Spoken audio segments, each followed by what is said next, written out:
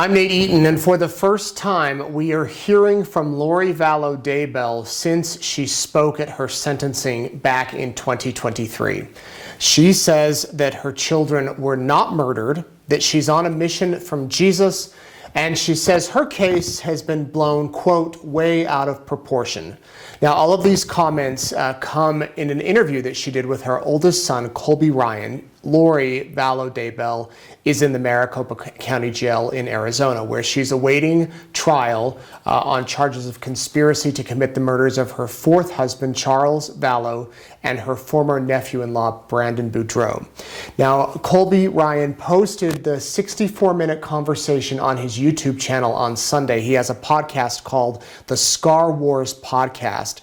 It's the first time that he has spoken with his mother for 4 years. You might recall the last time was in a very emotional jailhouse phone call that he made to her. It was played during her trial, where he asked what happened to his siblings, JJ and Tylee.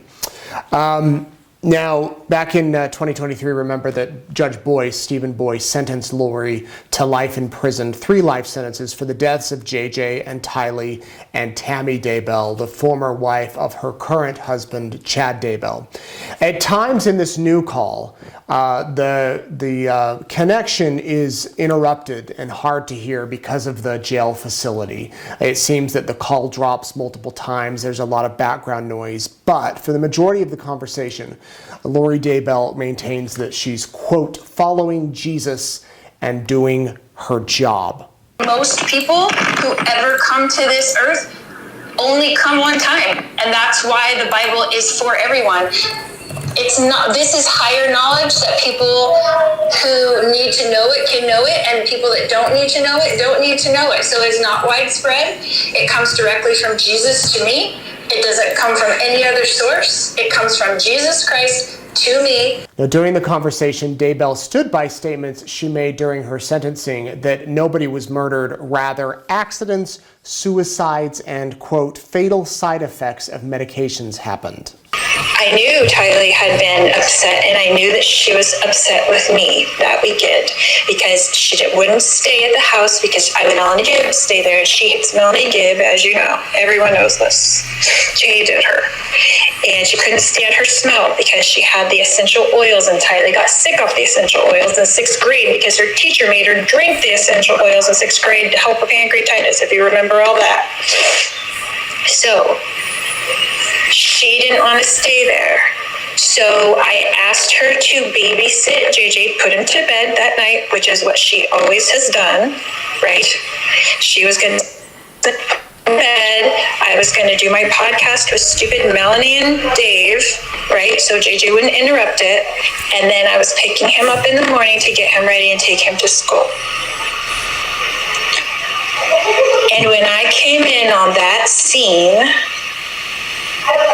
and they were gone, I thought Tylee did it to get back at me.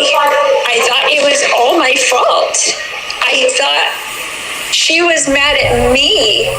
Daybell told Ryan that once she came across her children who were dead, she ran out, and someone else did something with their bodies after the fact. You're telling me Tylee took JJ's life, then took her own life, and then someone cremated her by dismembering her and burning her and throwing her in a pet cemetery, and then somebody bound JJ, put him in a trash bag, and threw him in the backyard. And that was it. That was the end of it. What I'm saying is I wasn't aware what happened to them after I left that scene. Okay, so you gave it to someone else. You gave the responsibility to someone else, is what you're saying. Correct. Now, I want to be clear that Daybell's explanation does not match the timeline that was laid out at her trial and Chad Daybell's trial. JJ Vallow died after Tylee Ryan died. Investigators say that Tylee died September 9th of 2019, 2 weeks before JJ died on September 23rd of 2019. Their bodies, of course, were later found buried on Chad Daybell's property. JJ was wrapped in plastic and duct tape. He had a plastic bag over his head. Tylee had been cut up and burned. In fact, parts of her are still missing, and Colby Ryan, asked his mom about the condition of their bodies. JJ was found fighting his bag that he was put in. So you're telling me Tylee held him down too long or put a bag over his head? Because that was the evidence that JJ was being suffocated by somebody. That was the evidence. So that is not the case. So when I found my little precious babies, there was no bag, there was no tape, So there's nothing of that. They were just gone. After the children died, Daybell told Ryan that Tylee and JJ visited her, presumably in spirit form, and that Tylee said, "I'm sorry, Mom, for being such a brat." She told her son, "The reason Tylee and JJ visited me right after was to tell me it wasn't my fault, because I was blaming myself 100%.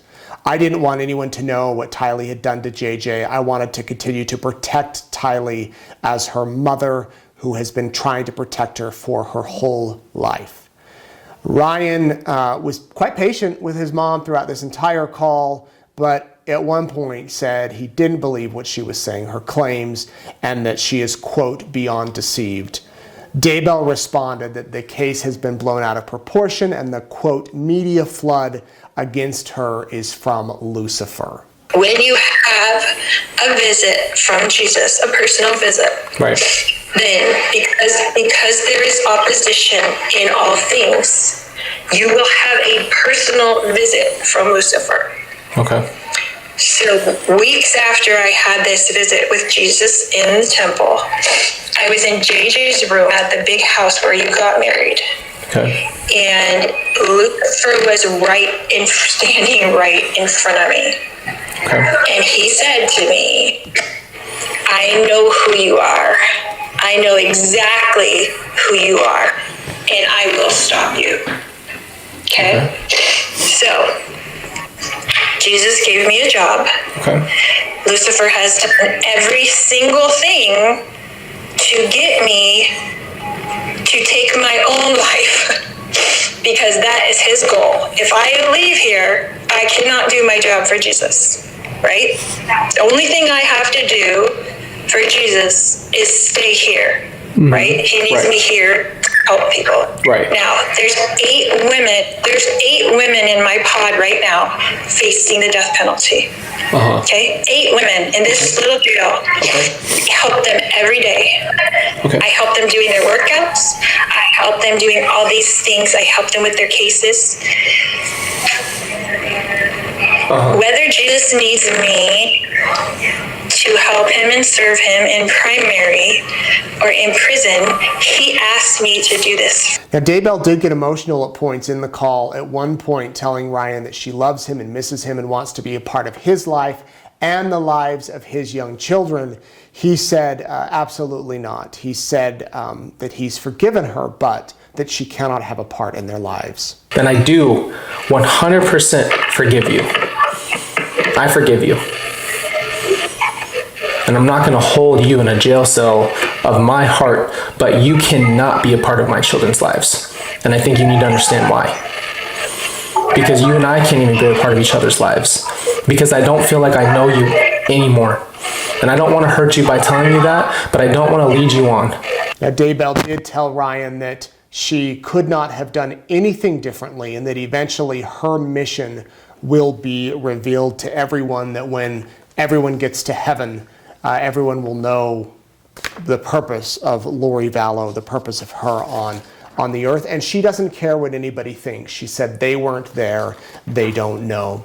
After the call disconnected, Ryan shared his thoughts. He said it was the hardest interview he's ever done, that he had made a decision going into it that he was not going to rebuttal everything that she said, that he was just going to let her talk because it would have been utter chaos. And before the video ended, Ryan firmly stated that Tylee had nothing to do with her death or the death of JJ, and that she did not kill them. And then Colby Ryan broke down sobbing in quite an emotional moment after having spoken with his mother. You can watch the entire interview that Colby Ryan did with his mother, Lori Vallow, on his YouTube channel. It's on the Colby Ryan YouTube channel. We'll put a link down there, and the name of the podcast is the Scar Wars Podcast. I'm Nate Eaton reporting.